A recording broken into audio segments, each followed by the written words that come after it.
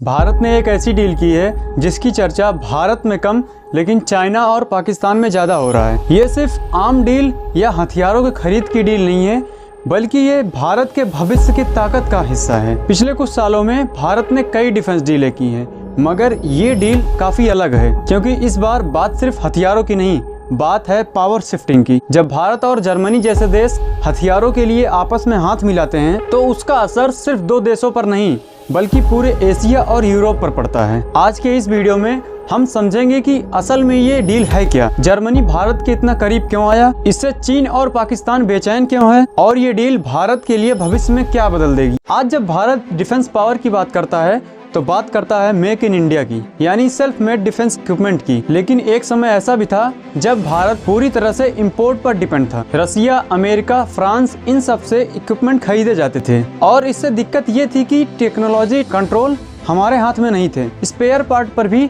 उन्हीं पर डिपेंडेंसी थी और वॉर टाइम में प्रेशर अलग से रहता था। इसी वजह से भारत ने धीरे धीरे डिफेंस स्ट्रेटजी बदली, बाई बिल्ड एक्सपोर्ट की स्ट्रेटजी अपनाई। अब आते हैं मेन पॉइंट पर कि भारत और जर्मनी के डील में क्या क्या शामिल है। इसमें joint defence manufacturing, advance military technology sharing, को डेवलपमेंट ऑफ सिस्टम्स और ट्रेनिंग एंड मिलिट्री एक्सरसाइज शामिल है। यानी ये डील शॉर्ट टर्म के लिए नहीं बल्कि 20-30 साल आगे के लिए प्लानिंग की है। यही वजह है कि एक्सपर्ट इसे स्ट्रेटेजिक डिफेंस पार्टनरशिप कह रहे हैं। अब सवाल उठता है कि जर्मनी ही क्यों? क्योंकि जर्मनी यूरोप की सबसे मजबूत इकोनॉमी है, डिफेंस इंजीनियरिंग में वर्ल्ड लीडर है और नाटो का बैकबोन भी है। जर्मनी यूजुअली डिफेंस डील में बहुत केयरफुल रहता है। अगर वो भारत के साथ डीप पार्टनरशिप कर रहा है तो इसका मतलब साफ है जर्मनी भारत को रिलायबल ग्लोबल पावर मान चुका है। आज यूरोप खुद को दो तरफ से घिरा हुआ देख रहा है, एक तरफ है चाइना और दूसरा तरफ है रसिया। ऐसे में यूरोप को एक ऐसा पार्टनर चाहिए जो डेमोक्रेटिक हो, स्टेबल हो और मिलिट्री कैपेबल हो, और यहाँ पर भारत से अच्छा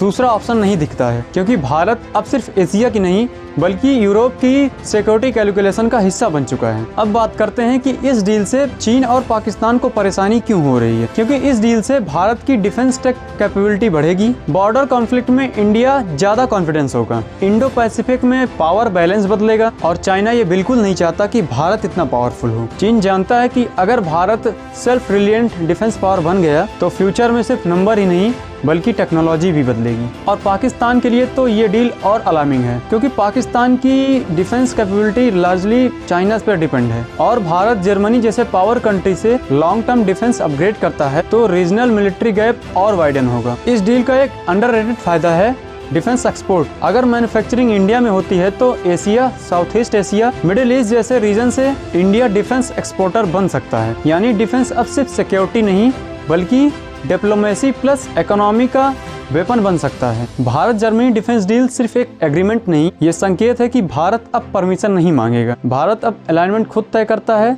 और स्ट्रेटजी खुद अपनाता है। सवाल अब ये नहीं है कि दुनिया भारत को किस नज़र से देखती है, सवाल ये है कि भारत अब इस मौके को किस समझदारी से निभाता है। अपनी राय कमेंट जरूर करें और अगर नए हो तो चैनल को सब्सक्राइब कर दें। वीडियो पसंद आई हो तो लाइक कर लें ताकि आप और हम ऐसे ही बने रहें अच्छी जानकारियों के साथ।